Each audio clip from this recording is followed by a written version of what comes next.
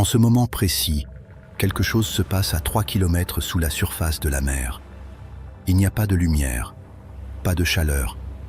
La pression est 300 fois supérieure à celle que vous ressentez en ce moment. Et là-bas, un animal chasse. Avec les yeux les plus grands qu'aucun être vivant n'ait jamais développé. Chaque œil de la taille d'un ballon de basket. Architeuthis dux existe, nous le savons depuis longtemps. Mais nous ne le voyons presque jamais, non pas parce qu'il est rare, mais parce qu'il vit exactement là où aucun humain ne peut le suivre. Pendant des siècles, les marins revenaient avec des histoires de tentacules enroulés autour de navires entiers. Ils les appelaient le kraken. La science les a rejetés pendant des décennies, jusqu'à ce que les corps commencent à apparaître. Des fragments de tentacules à l'intérieur de cachalots, des cicatrices circulaires sur la peau des cétacés, des bords dentelés qui laissant des marques comme des brûlures sur le tissu vivant. Ce n'était pas une légende. Et plus nous apprenons sur cet animal, plus il devient évident qu'il n'est pas seulement grand. C'est une réponse biologique précise à un environnement qui devrait être inhabitable. Comment survivre dans l'endroit le plus hostile de la planète? Comment chasser dans l'obscurité absolue? Et pourquoi, plus on vit en profondeur, plus on devient dangereux? C'est ce que nous allons plonger découvrir. L'océan n'est pas une masse uniforme. C'est un système stratifié, comme l'atmosphère, mais vers le bas. Chaque couche a sa propre température, sa propre pression, sa propre chimie. Les 200 premiers mètres, la zone épipélagique, c'est l'océan que nous connaissons. Lumière solaire, photosynthèse, dauphins et requins côtiers. Plus bas, quelque chose d'autre commence. Entre 200 et 1000 mètres, la lumière solaire arrive encore, mais filtrée, réduite à une pénombre bleu verdâtre qui s'estompe vers le bas. Ici, vivent des organismes qui produisent leur propre lumière. Des courants froids transportent des nutriments depuis les fonds. Une vie très différente de celle de la surface, organisée autour de la rareté. C'est ici qu'Architeuthis passe une partie de son temps. Et il descend bien plus bas. À 500 mètres, la pression sur un corps humain serait 50 fois supérieure à celle de la surface. Les poumons s'effondreraient. Le sang commencerait à absorber l'azote à des niveaux toxiques.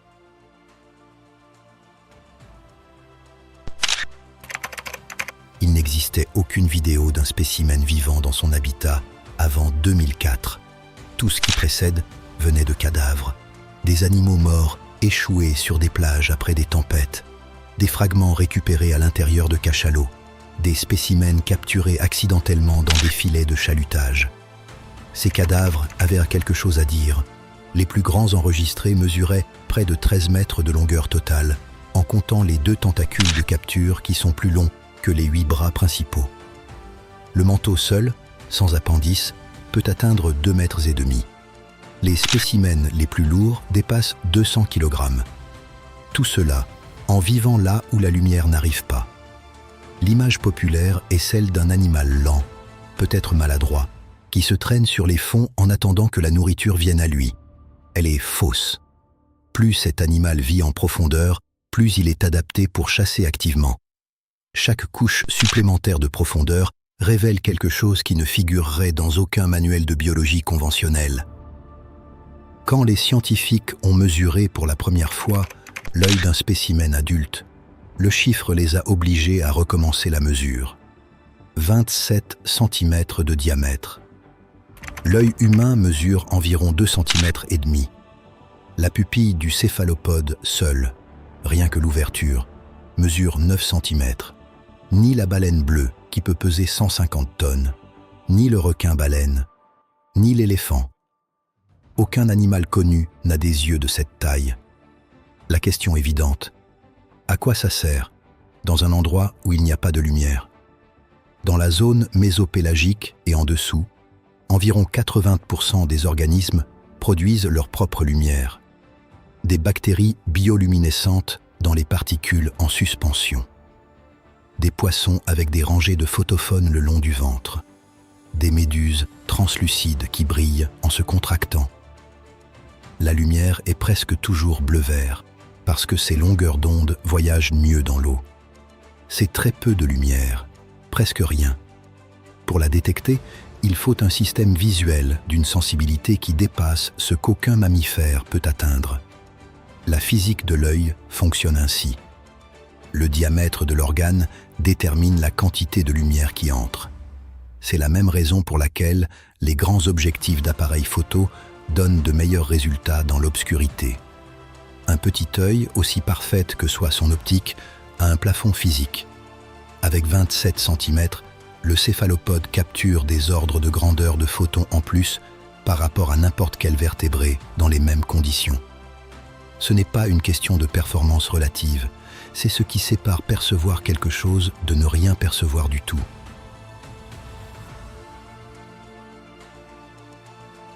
Des chercheurs de l'université Duke ont étudié l'optique de ses yeux et ont trouvé quelque chose qui bouleverse complètement le récit. Les récepteurs visuels sont calibrés pour une plage de longueur d'onde très spécifique. Cette plage correspond exactement à la lumière produite par les organismes bioluminescents quand un cachalot les perturbe en nageant. Le cachalot, 18 mètres, 50 tonnes, le seul prédateur qui chasse Architeuthis de façon régulière. Quand il nage en profondeur, sa masse déplace et comprime les colonies d'organismes luminescents autour de lui. Cela laisse un sillage de flash. Les yeux du céphalopode semblent être calibrés précisément pour détecter ce sillage. Les plus grands organes visuels du règne animal ne servent pas à mieux chasser. Ils servent à voir venir ce qui peut le tuer. Mais l'animal chasse aussi. Et pour cela, il dispose d'autres structures. En 1952, le physiologiste Alan Hodgkin et le biophysicien Andrew Huxley ont remporté le prix Nobel de médecine. Leurs travaux ont décrit pour la première fois avec précision mathématique comment se propage une impulsion électrique le long d'un neurone. Le modèle qu'ils ont développé, celui qu'on enseigne encore aujourd'hui dans toutes les facultés de biologie du monde, a été rendu possible grâce à un tissu très précis qui arrivait régulièrement dans leur laboratoire dans des boîtes réfrigérées depuis la côte.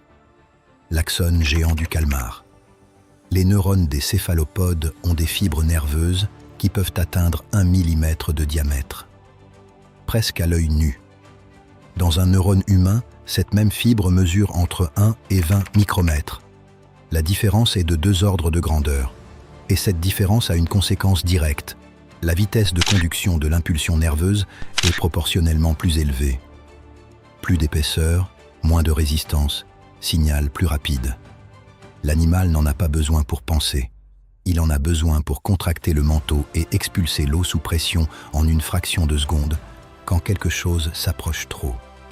C'est le système de propulsion d'urgence, un signal nerveux qui voyage si vite que le mouvement de fuite se produit avant qu'aucun prédateur puisse l'anticiper. Mais la vitesse n'est pas la chose la plus étrange dans le système nerveux de cet animal. La chose la plus étrange, c'est l'endroit où se trouvent les neurones. Chez l'être humain, 90% du tissu nerveux est concentré dans le cerveau et la moelle épinière. Le système central coordonne, les nerfs périphériques exécutent. Tout passe par le centre. Chez Architeuthis, seulement 1/3 des neurones se trouvent dans le cerveau central. Les 2/3 restants sont distribués directement dans les 8 bras. Chaque bras possède son propre système nerveux local. Il peut recevoir des informations sensorielles, les traiter et générer une réponse motrice sans consulter le cerveau central. Si le cerveau envoie l'ordre de saisir, le bras n'obéit pas seulement. Il décide comment le faire, ajuste la pression de chaque ventouse individuellement, modifie la courbure en temps réel selon la résistance qu'il rencontre. Le cerveau donne l'objectif. Le bras résout l'exécution. C'est une architecture de contrôle distribuée. Et dans un environnement où la vitesse de réaction détermine si on mange ou non, cette architecture présente un avantage clair sur tout système centralisé. Elle élimine la latence du trajet aller-retour entre le point de contact et le cerveau.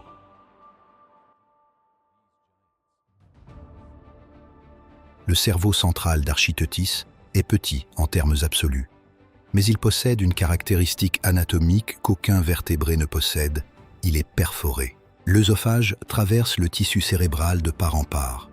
Le cerveau n'est pas au-dessus du tube digestif, ni à côté. Il l'entoure complètement. ce qui signifie que si l'animal tente d'ingérer quelque chose de trop grand, la pression mécanique peut endommager son propre tissu nerveux. C'est la raison pour laquelle le bec existe. Ce n'est pas seulement une arme, c'est une nécessité structurelle. Avant d'ingérer, l'animal doit réduire sa proie en fragments suffisamment petits pour passer par l'orifice central sans comprimer le cerveau qui l'entoure. Le bec n'est pas la bouche d'un prédateur, c'est le goulot d'étranglement d'un système nerveux vulnérable. C'est une conception que l'on appellerait en ingénierie un compromis de tolérance. Chaque composant du système doit s'emboîter avec les autres dans des marges très étroites. Si quelque chose échoue dans la chaîne, l'échec n'est pas partiel, il est total. L'animal fonctionne parce que tout est calibré exactement. Et il fonctionne dans l'un des environnements les plus hostiles de la planète. La peau du calmar géant contient des chromatophores, des cellules pigmentées connectées directement au système nerveux. Chaque chromatophore est un sac élastique de pigments qui peut se dilater ou se contracter en millisecondes par contraction musculaire. Le contrôle est neuronal, pas hormonal. Ce n'est pas un processus lent médié par le flux sanguin. C'est un signal direct, presque instantané. Chez les proches parents d'Architeuthis, que nous avons pu étudier plus en détail, les céphalopodes des eaux de surface plus accessibles, ces motifs sont complexes et spécifiques. Il y a des séquences qui apparaissent systématiquement en présence de prédateurs, d'autres pendant la chasse, d'autres pendant l'accouplement. Ce ne sont pas des réactions aléatoires au stress, ce sont des motifs qui se répètent. Si Architeuthis possède la même capacité, et il n'y a aucune raison biologique de penser que non, alors dans l'obscurité de l'océan profond existe un système de communication visuelle fonctionnant en continu, sans lumière solaire pour l'éclairer, produisant et recevant des motifs qu'aucun humain n'a jamais observés dans des conditions réelles. Nous ne savons pas ce qu'ils se disent. Nous ne savons pas s'ils se disent quelque chose, au sens où nous utilisons ce mot. Mais le matériel est là, connecté au système nerveux, fonctionnant à des vitesses qu'aucun vertébré ne peut égaler. Tout ce que nous avons vu jusqu'ici, c'est le système de détection et de contrôle. Les yeux qui voient l'invisible, les bras qui pensent par eux-mêmes, la peau qui transmet en temps réel. Ce qui vient maintenant, ce sont les armes, 10 appendices en tout. 8 bras couverts de ventouses sur toute leur longueur, utilisés pour saisir et manipuler. Et 2 tentacules de capture différents, plus longs, rétractiles, avec des ventouses uniquement à l'extrémité distale, dans la structure appelée massue. Chez un grand adulte, ces tentacules de capture mesurent entre 5 et 6 mètres. Rien que les tentacules. La vitesse d'extension n'a pas été mesurée avec précision dans des conditions naturelles parce qu'elle se produit trop rapidement pour les équipements disponibles en milieu sous-marin. Les calculs basés sur des captures partiellement filmées suggèrent des accélérations allant jusqu'à 25 mètres par seconde au carré. Pour une proie, il n'y a pas de marge de réaction. L'impact arrive avant que le système nerveux puisse traiter le mouvement. Les ventouses ne sont pas des disques de succion. Ce sont des structures à bords dentelés, dures comme du cartilage, qui fonctionnent comme des anneaux dentés. Quand le tentacule frappe, ces bords pénètrent dans le tissu. Les cicatrices circulaires qui apparaissent sur la peau des cachalots viennent de là. Quand le prédateur attaque, le céphalopode l'attrape avant d'être immobilisé. Le cachalot gagne presque toujours. Les marques sont permanentes. On a mesuré des cicatrices allant jusqu'à 40 cm de diamètre. Cela impliquerait des animaux considérablement plus grands que tout spécimen que nous ayons pu récupérer. Les plus grands spécimens n'ont peut-être jamais atteint la surface. Ils vivent peut-être plus bas que là où nous avons cherché. Tous les céphalopodes ont un bec. Celui de cette espèce est le plus grand connu. Les bords tranchants sont durs comme de la kératine, mais la base est flexible, ce qui empêche les contractions de l'animal lui-même de le lacérer de l'intérieur.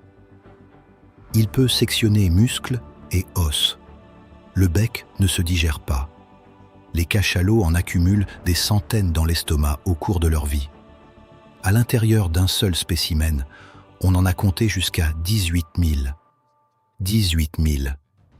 Ce qui, entre autres, indique qu'il y a bien plus d'Architeuthis dans l'océan que ce que toute estimation prudente laisserait supposer.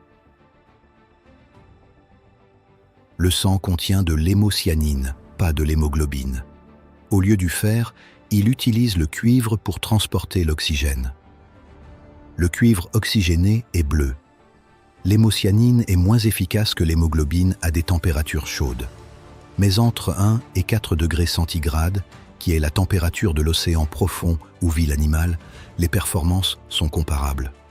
Le froid qui tuerait un mammifère en quelques minutes est l'environnement où cette chimie fonctionne bien. Ce n'est pas un défaut, c'est une spécificité. Architeuthis ne vit pas seulement dans le crépuscule des 1000 mètres, il descend plus bas. Entre 1000 et 4000 mètres se trouve la zone bathypélagique, l'océan de minuit. Aucun photon de lumière solaire n'y arrive. L'obscurité ne varie pas selon l'heure de la journée, la météo en surface ou la saison. Elle est permanente. À partir d'une certaine profondeur, il n'y a plus de différence entre avoir les yeux ouverts ou fermés. Pour tout animal sans bioluminescence propre, l'environnement est identique. À 2000 mètres, la pression équivaut à 200 atmosphères, 200 kg sur chaque centimètre carré. Les coques des sous-marins militaires conventionnels sont conçues pour résister jusqu'à 600. L'animal descend jusque-là, avec un corps mou, sans squelette, sans aucune structure rigide. La plupart des animaux ont des cavités gazeuses, poumons, vessies natatoires, sinus nasaux. La pression des profondeurs écrase ces cavités. Architeuthis n'en a aucune. Il utilise du chlorure d'ammonium liquide pour réguler sa flottabilité. Le composé est moins dense que l'eau de mer et remplit la cavité du manteau, agissant comme un flotteur interne. L'animal peut se maintenir en équilibre neutre à n'importe quelle profondeur sans dépense d'énergie. Le chlorure d'ammonium est toxique, mais le céphalopode est biochimiquement adapté pour le stocker. Et cette concentration imprègne toute sa chair d'un goût d'ammoniac qui la rend incomestible pour pratiquement tout prédateur. Le cachalot est l'exception presque unique, ce qui fait de leur relation quelque chose de très particulier. Un seul prédateur pour une seule proie, chacun façonnant l'autre au fil de millions d'années. Le cachalot possède le cerveau le plus volumineux de tout animal connu. Il apprend. Il transmet des comportements entre générations. Il a des structures sociales complexes et des stratégies de chasse qui varient selon la région et le groupe familial. Et il chasse Architeuthis depuis si longtemps qu'il a façonné sa biologie de l'extérieur. Les yeux du céphalopode, calibrés pour détecter le sillage lumineux du cétacé. Le sang bleu, fonctionnel aux profondeurs nécessaires pour s'échapper. Les ventouses dentelées, utiles quand la fuite n'est plus possible. Tout pointe vers la même pression évolutive accumulée pendant des millions d'années. Le cachalot peut plonger à plus de 2 km et rester sans respirer jusqu'à 90 minutes. Mais il a des limites physiologiques. Si Architeuthis peut descendre au-delà du point où le cachalot peut opérer efficacement, le fond n'est pas seulement son habitat. C'est le seul endroit où personne ne peut le suivre. Nous avons cartographié avec une résolution suffisante environ 20% des fonds océaniques. Le reste n'est pas exploré à cette échelle. Les cicatrices de 40 cm de diamètre sur la peau des cachalots suggèrent des animaux de 20 mètres ou plus, près du double de la taille des spécimens documentés. Il y a quelque chose de plus grand. Mesonicoteuthis hamiltoni, le calmar colossal, décrit en 1925. Non observé vivant dans son habitat naturel avant le XXIe siècle. Le manteau peut dépasser 2,5 mètres de longueur. Les adultes étudiés pèsent plus de 400 kg. C'est l'invertébré le plus lourd documenté, et au lieu de ventouses dentelées, il a des crochets. Des pièces de chitine dures et tranchantes qui peuvent pivoter sur leur axe au moment de la saisie. Ils ne retiennent pas. Ils déchirent en retenant. Il vit dans l'océan austral, dans les eaux qui entourent l'Antarctique. Nous n'avons récupéré que quelques spécimens complets dans toute l'histoire. Le plus étudié a été capturé accidentellement en 2007 par un chalutier néo-zélandais à 1500 mètres de profondeur. Il mesurait 4,5 mètres. Il pesait 400 kg. Les chercheurs qui l'ont examiné ont estimé que c'était probablement un animal jeune ou de taille moyenne. Ses yeux rivalisent en taille avec ceux d'Architeuthis. Mais il possède quelque chose que l'autre n'a pas, des photorécepteurs intégrés directement dans le tissu oculaire. L'animal peut émettre de la lumière à travers ses propres yeux. À quoi sert cette capacité? On ne le sait pas encore clairement.